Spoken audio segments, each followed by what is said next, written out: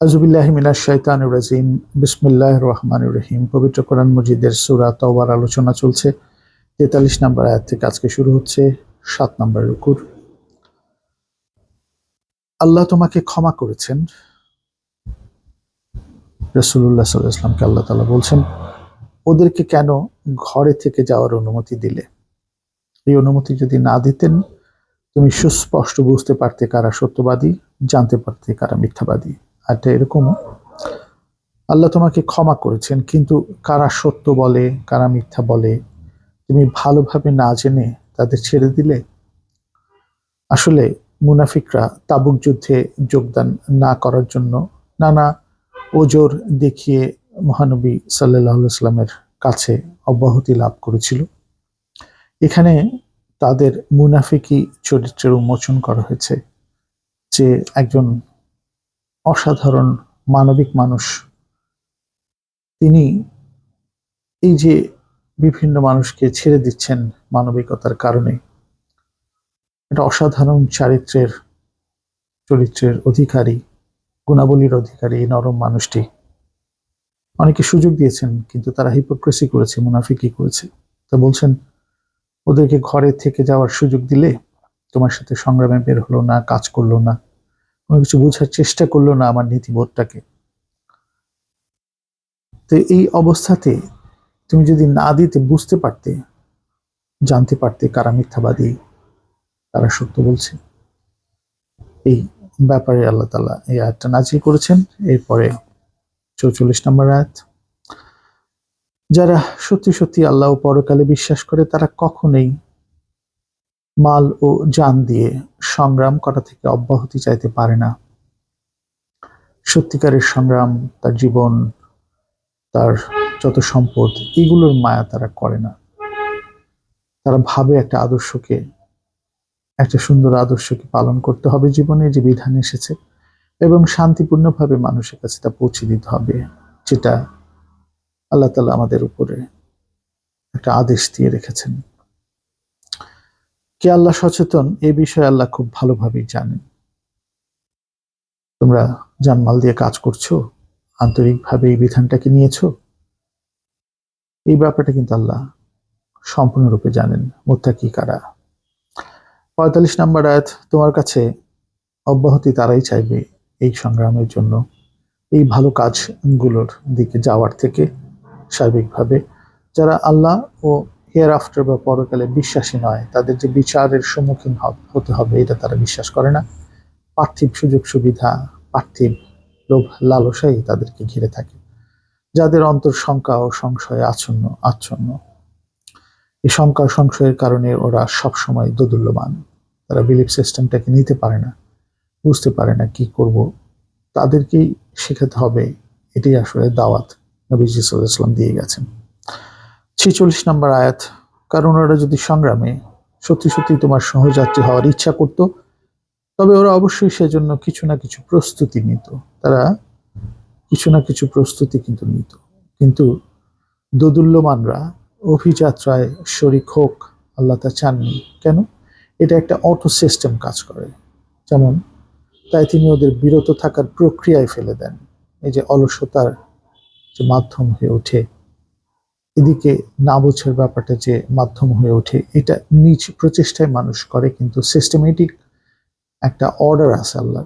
যারা এগুলি করবে তারা তো ভালো দিকে যেতে পারবে না। এই জন্যই এই দোদুল্যমানরা অভিযাত্রায় শরীক হোক, আল্লাহ ওই সিস্টেমটা ইন্ট্রোডিউস করেননি। যারা ভুল করছে তাদেরকে ফ্রি উইল, স্বাধীন চিন্তা এবং কাজের অধিকার দিয়ে রেখেছেন। কি করে সত্যটাকে জানার পরও বা প্রচেষ্টা আছে কিনা সত্য জানার, এগুলি দেখেন।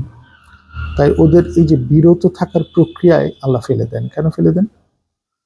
যে তারা তো এই সিস্টেমে পড়েই যাচ্ছে, তাদের নেগেটিভ অ্যাটিটিউডের কারণে তারা পজিটিভ ভিউজ নাই কোনো দিকে ভালো এবং সত্যটাকে ধরবার। ওদের বলা হয় অন্য যারা ঘরে থেকে যাচ্ছে ওদের সাথে তোমরাও থেকে যাও, তাচ্ছিল্য করে বলা হয় থেকে যাও, তোমরা তো বের হবে না। এই শুধু যুদ্ধের জন্য না, তাবুক অভিযানের জন্য না, সার্বিকভাবে মানুষ সৎ এবং সুন্দর কাজে বের হতে হবে। অলসতা পরিহার করে, অসত্য পরিহার করে, অজ্ঞতা পরিহার করে বের হতে হবে। এই জায়গাটা সার্বিকভাবে আসে। এই যে সিস্টেম, এই যে চয়েস গিভেন, কিন্তু চয়েসটাকে এই যে তারা নেগেটিভলি নিচ্ছে, নেগেটিভ চয়েসটা সাবসিকুয়েন্টলি রিস্ট্রেইন ফ্রম গুড, তারা ভালোর পথে যাওয়া থেকে নিজেদের বিরত রাখছে। এখানে রাখা যাবে না বলেই এই শিক্ষাটা আসছে। 47 নম্বর আয়াত, বিশ্বাসীদের বলা হচ্ছে, এই মুনাফিকরা যদি তোমাদের সাথে অভিযাত্রায় সামিল হতো তাহলে ওরা তোমাদের মধ্যে বিভ্রান্তি বাড়িয়ে দিত। আসলে হিপোক্রেসি করেছে বিভিন্ন ক্ষেত্রে, মুনাফিকি করেছে। মুনাফিকিরা তাও সামনে বলবে আমি তোমার সাথে আছি, কিন্তু অন্যদিকে তারা ক্ষতি করে, সিস্টেমটাকে নষ্ট করে, অনুপ্রাণিত করে না, তার চেয়ে তারা আরো বিশৃঙ্খলা সৃষ্টি করে, তারা বিভ্রান্তি বাড়িয়ে দেয়। এখানে বলছে তাহলে ওরা তোমাদের মধ্যে বিভ্রান্তি বাড়িয়ে দিত অভিযাত্রায় যদি সামিল হতো তোমাদের সাথে। ওরা তোমাদের মধ্যে ঘোরাফেরা করতো শুধু বিভেদ ও বিশৃঙ্খলা সৃষ্টির লক্ষ্যে। এটা বিভিন্ন মানুষ আমরা দেখবো, পৃথিবীতেও এরকম বহু মানুষের আমাদের আশেপাশেই দেখতে পারবো। সার্বিক শিক্ষাটা এখান থেকে আসছে, ওই ঘটনাকে কেন্দ্র করে আসছে। ইতিহাস সর্বকালীন একটা শিক্ষা দেয় কোরআনে সবসময়। আর ওদের কথায় কান দেওয়ার মতো অনেক মানুষই তোমাদের মধ্যে রয়েছে। অনেকেই সে ডিফিউজ করে ফেলবে, কনফিউজ করে ফেলবে, তাদেরকে বিভ্রান্ত করে ফেলবে তারা।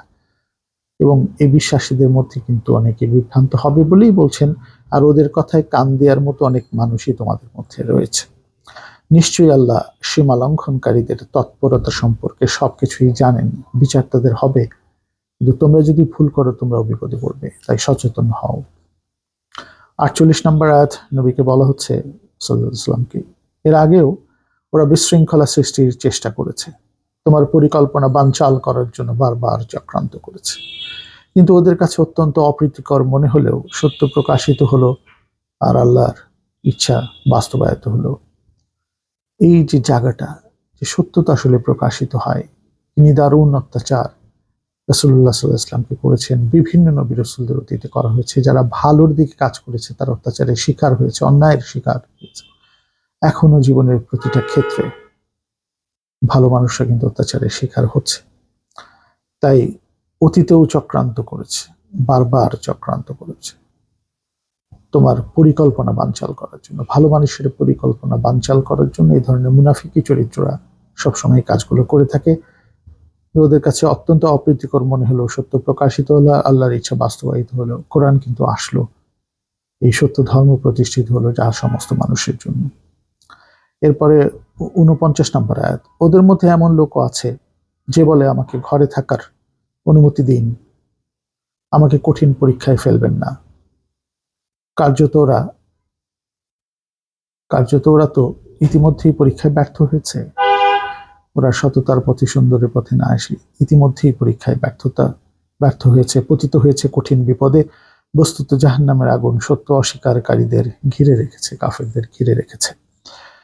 এই ব্যাপারে ওদের মধ্যে এমন লোক আছে বলে তাফসিরে পাওয়া যায় যে বিশিষ্ট ওই এক মুনাফিক জদ বিন কায়েস একটি বাহানায় রোমানদের সাথে যুদ্ধে যাবার ক্ষেত্রে এই উপস্থাপন করে, আমাকে ঘরে থাকার অনুমতি দিন, আমাকে কঠিন পরীক্ষায় ফেলবেন না।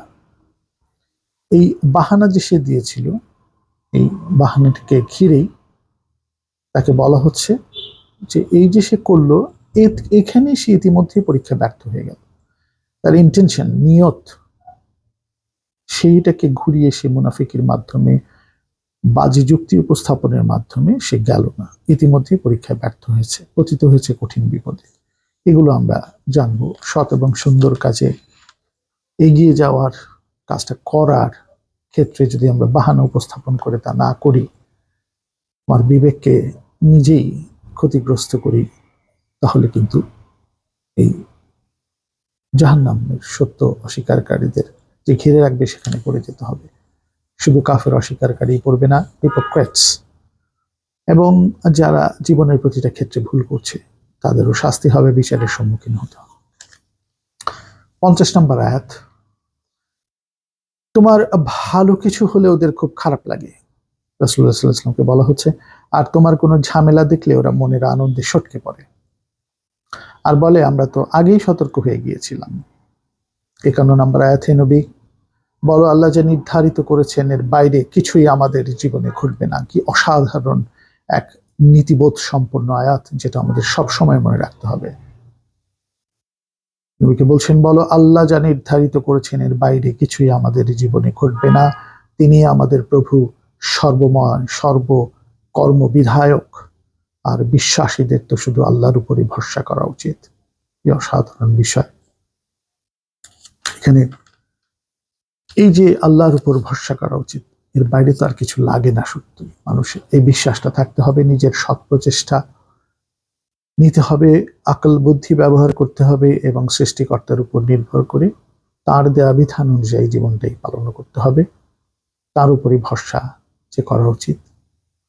52 নম্বর আয়াত, হে নবী, ওই সত্য অস্বীকারীদেরকে বলতে বলছেন, বলো তোমরা কি আমাদের কিছু ঘটুক এজন্য অপেক্ষা করছো, খারাপ কিছু ঘটুক বলে অপেক্ষা করছো?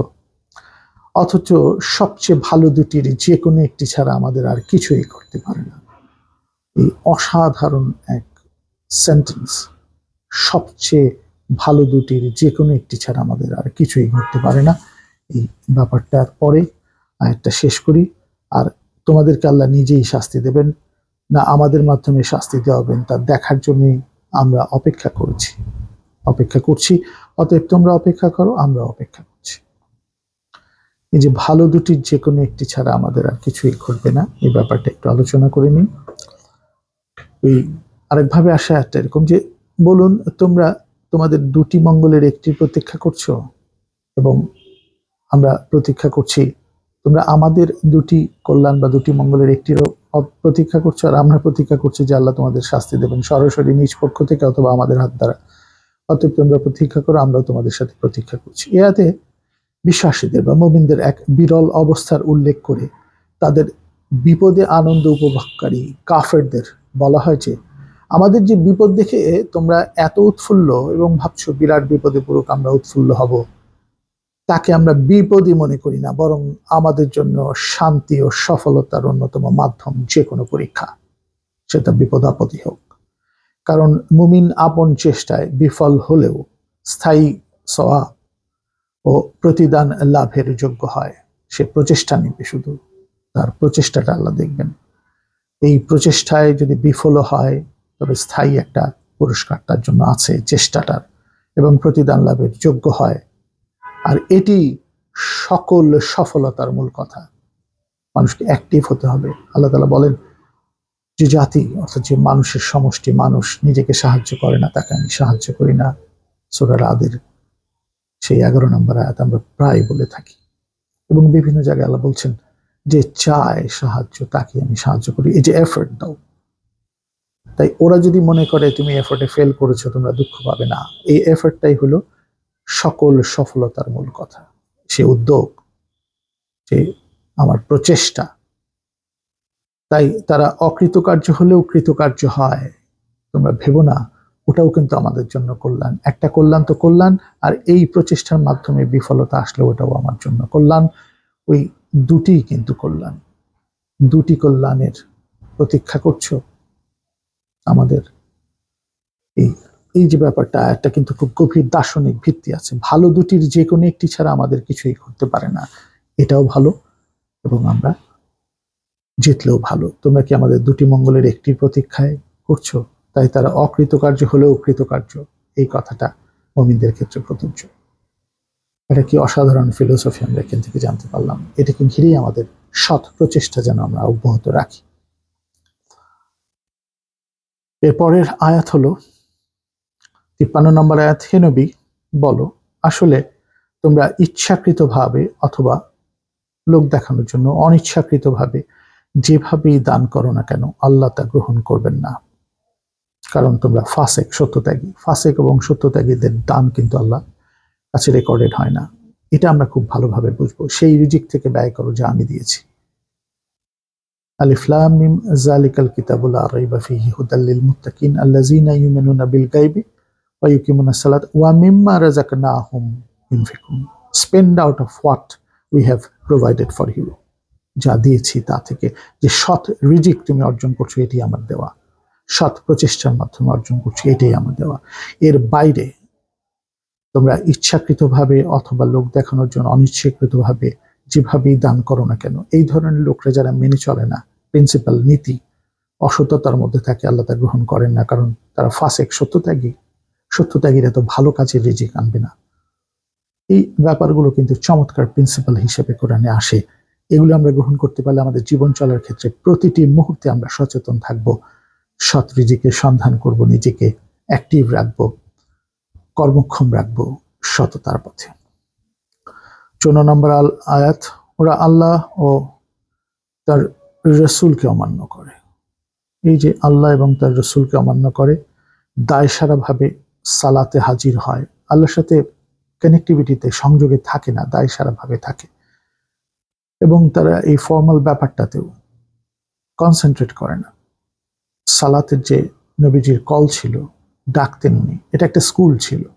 এই বিধানগুলি বুঝো, জানো এবং জেনে মানুষের কাছে পৌঁছে দাও, নিজের জীবনে তো পালন করো।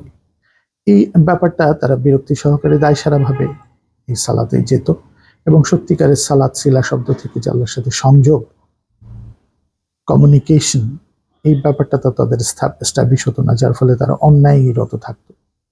আর বিরক্তি সহকারে বা অনিচ্ছায় অর্থ সাহায্য করে, ওদের দান আল্লাহ গ্রহণ করেন না, আগেই বলেছে। এই অনিষ্ট সহকারে, অনিচ্ছা সহকারে, বিরক্তি সহকারে দান করে বলে ওদের দান গ্রহণ করতে নিষেধ করা হয়েছে। কেননা তাদের উদ্দেশ্য সৃষ্টিকর্তার সন্তুষ্টি লাভ করা না, আসলে তাদের সার্বিক যে উদ্দেশ্য এই সৃষ্টিকর্তার কাছে গ্রহণযোগ্য হয় না। তাদের এই আমল, যে সার্বিক আমল বা কাজটি গ্রহণযোগ্য হচ্ছে না। এই ব্যাপারগুলো আমরা খুব গভীরে গিয়ে বুঝবো। ওদের দান গ্রহণ করতে নিষেধ করা হয়েছে। 55 নম্বর আয়াত, অতএব ওদের পার্থিব ধন সম্পত্তি ও সন্তান সন্ততি থেকে এই প্রাপ্ত দৃশ্যমান সুখ, যেটা দেখে মানুষ, আসলে কিন্তু ভিতরে সুখ থাকছে না, তোমাদের যেন মোহিত না করে এই ব্যাপারটা। আল্লাহ তো পার্থিব জীবনে এগুলি দিয়ে ওদের শাস্তি দিতে চান, আর সত্য অস্বীকাররত অবস্থাতে ওদের আত্মা দেহ ত্যাগ করে। তাই সত্য অস্বীকাররত অবস্থায় আত্মা যেন দেহ না ত্যাগ করে। এটা আমরা দেখেছি, ফেরাউন শেষ মুহূর্তে এসে ক্ষমা চাচ্ছিল, কিন্তু ক্ষমা পায়নি। এই কোরআনে সূরা ইউনূসের সেই যে আয়াতগুলো আমরা দেখি, 92 নম্বর আয়াত, তার সংরক্ষিত রাখা হয়েছে তার দেহকে তার আগেই। তাই আমাদেরকে সচেতন হতে হবে এই মুহূর্তে, যে মুহূর্তে আমাদের সুযোগ আছে সচেতন হওয়ার, পার্থিব জীবনটাকে ওইভাবেই নিতে হবে। অতএব 55 নম্বর, ওদের পার্থিব ধন সম্পত্তি ও সন্তান সন্ততি থেকে এই যে দৃশ্যমান যে সুখ দেখা যায়, প্রাপ্ত সুখ, তোমাদের যেন মোহিত না করে। আল্লাহ তো পার্থিব জীবনে এগুলি দিয়ে ওদের শাস্তি দিতে চান, আর সত্য অস্বীকাররত অবস্থাতে ওদের আত্মা দেহ ত্যাগ করবে। 56 নম্বর আয়াত, ওরা আল্লাহর নামে শপথ করে বলে যে তোমাদের সাথেই রয়েছে, মিথ্যা শপথ করে তারা, হিপোক্রেট, মুনাফিক। আসলে ওরা তোমাদের সাথে নেই, ওরা ভয় তাড়িত মানুষ, সত্যিকারের সাহস তো তাদের নেই। অসৎ অর্থের, অসৎ অস্ত্রের, অসৎ সম্পদের ক্ষমতা তারা দেখায়, সেটা তার অর্জিত না। সে ব্যক্তিত্ব সম্পন্ন আমল, সৎ আমল করে সেটা অর্জন করে নাই, সে কাপুরুষ, সে ভয়তাড়িত মানুষ বলে এটা করছে। আল্লাহর রাহে থাকলে, ওই যে একটু আগে বললাম, ভালো দুটির যে কোনোটি আমাদের সফলতা, কল্যাণ হলেও আমাদের প্রচেষ্টা যদি হয়ে আমরা বিফল হয়ে আপাতত, আল্লাহর কাছে সর্বকালীনভাবে এটা সত্যিকারের সফলতা হিসেবে লেখা থাকবে। তাই ওরা ভয়তাড়িত মানুষ আসলে। 56 নম্বর আয়াত শেষ হলো। 57 নম্বর আয়াত, ওরা কোনো আশ্রয়স্থল, কোনো গুহা বা লুকানোর কোনো জায়গা পেলেই সেদিকে দৌড়ে পালাবে, আসলে পালায়। আমরা দেখেছি বিভিন্নভাবে মানুষ, অসৎ মানুষ যখন পালানোর সুযোগ পায় তখন পালিয়ে যায়, ভয় পায় তারা। এমনি তো দম্ভ ওই আপাতত শক্তি নিয়ে ফেরাউনের মতো। এই পৃথিবীতে বহু উদাহরণ এখানে আছে এরকম, এবং সর্বকালীন ভাবেও এই উদাহরণগুলো থাকবে অসৎ মানুষের জন্য, হিপোক্রেটদের জন্য, অবিশ্বাসীদের জন্য। সত্যিকারের বিধান, সততা যারা মানে না তারাই অবিশ্বাসী। 58 নম্বর আয়াত, ওদের মধ্যে এমন মানুষ রয়েছে যারা সদকা হিসেবে পাওয়া দান বিতরণের ব্যাপারে তোমার ভুল খোঁজার চেষ্টা করে। স্বেচ্ছা প্রণোদিত যে দান করেন তার ভুল খোঁজার চেষ্টা করে। এই মানুষটা কি ভুল করবে? তার স্বেচ্ছাচারিতা, স্বজনপ্রীতি ইত্যাদি নিয়ে, যেমন স্বেচ্ছাচারিতার ব্যাপারটা তানভীর থেকে আমরা তাফসিরে দেখি, স্বজনপ্রীতির ব্যাপারটা মুফতি শফি থেকে দেখি। কিন্তু ব্যাপারটা কি, তোমার ভুল খোঁজার চেষ্টা করে, প্রাপ্ত দান থেকে ওদেরকে কিছু দেয়া হলে খুব খুশি হয়, পেলে খুশি হয়, কিন্তু প্রপার ডিস্ট্রিবিউশন যখন হয় একজন পায় না বা কম পায়, সেই সময় তারা বলে, প্রশ্ন তুলে তোমার ভুল নিয়ে, রাসূলুল্লাহ সাল্লাল্লাহু আলাইহি ওয়াসাল্লামের ভুল নিয়ে ভুল খোঁজার চেষ্টা করে। অসততা, সততার মানদণ্ডই তারা বোঝে না, কিন্তু কিছু না পেলে ক্ষোভ তাদের সবকিছুকে আচ্ছন্ন করে ফেলে। 59 নম্বর আয়াত, অথচ আল্লাহ নিজে এবং তার রসুলের মাধ্যমে যা দিয়েছেন তাতে সন্তুষ্টি প্রকাশ করে যদি ওরা বলতো আল্লাহই আমাদের জন্য যথেষ্ট, আলহামদুলিল্লাহ, এর চেয়ে বড় জিনিস আর হয় না। আল্লাহ আমাদের তার ইচ্ছে মতো অনুগ্রহে সিক্ত করবেন, আর তার রসুলও আমাদের আসলে দান করবেন। রসুল তো দিয়েই গেছেন সারা জীবন, নিজের জন্য রাখেননি কিছু। আমরা আল্লাহর দিকেই তাকিয়ে আছি, তাহলে তা তাদের জন্য কতই না মঙ্গলজনক হতো। এটা যদি তারা বলতো আল্লাহ আমাদের ইচ্ছা মতো অনুগ্রহে সিক্ত করবেন, আল্লাহ আমাদের জন্য যথেষ্ট, এতটুকু বলার সাহস তারা অর্জন করেনি। ভালো মানুষরা ছাড়া অর্জন করে না। তাই অসৎ মানুষদের এটা শিখাতে হবে এবং ভালো মানুষদের সর্বতোভাবে এভাবেই বলতে হবে আল্লাহ আমাদের জন্য যথেষ্ট, আল্লাহ আমাদের তার ইচ্ছে মতো অনুগ্রহে সিক্ত করবেন, আর তার রসুলও। আমরা আল্লাহর দিকেই তাকিয়ে আছি, তাহলে তা তাদের জন্য কতই না মঙ্গলজনক হতো। আল্লাহ বলছেন এটা সর্বকালীন মানুষের জন্য একটা শিক্ষা। এর সাথে আমরা এই সূরারই 116 নম্বর আয়াত এবং 129 নম্বর আয়াত একটু আলোচনা করি। জাস্ট বলে দিই, এখানে মহাকাশ ও পৃথিবীর সার্বভৌমত্ব একমাত্র আল্লাহর। তিনি জীবন দান করেন, তিনি মৃত্যু ঘটান, যে কোনো সময় মৃত্যু হয়ে যাবে। লোভ লালসা থেকে দূরে থাকতে হবে। এই মহাকাশ পৃথিবীর জগৎ সমূহের এই যে রাব্বুল আলামিন, তারই তো সব প্রশংসা। তিনি যে কোনো সময় দিতে পারেন, যে কোনো সময় কেড়ে নিতে পারেন। আল্লাহ ছাড়া এমন কেউ নেই যে তোমাদের রক্ষা করতে পারে। কি অসাধারণ এক আয়াত। এরপর 129 নম্বর আয়াত এই সূরারই, সূরা তাওবার। নবীকে বলছেন এরপরও যদি মুখ ফিরিয়ে নেয়, ওই যে ক্রমাগত সত্য অস্বীকারীরা, অনেক বুঝাচ্ছ, তারপরে যদি মুখ ফিরিয়ে নেয় সত্য থেকে, তবে নিঃসংকোচে বলো আমার জন্য আল্লাহই যথেষ্ট। নবীকেও বলতে বলছেন তিনি ছাড়া কোনো উপাস্য নেই, প্রতিপালক নেই, আমি তারই উপর ভরসা করি, তিনি মহা আরশের অধিপতি। অসাধারণ আয়াত। এই 59 নম্বর আয়াতটা শেষ হলো এবং প্রথম পর্বে আমরা এই 7 নম্বর রুকুর 59 নম্বর আয়াত পর্যন্তই শেষ করলাম। ইনশাআল্লাহ এখান থেকে আমরা আমাদের জীবনের অনেক শিক্ষা অর্জন করতে পারবো এবং নিজের জীবনে তা পালন করতে পারবো, মানুষের জীবনেও পৌঁছে দিতে পারবো। জাযাকাল্লাহু খাইরান। আসসালামু আলাইকুম ওয়া রাহমাতুল্লাহি ওয়া বারাকাতুহু।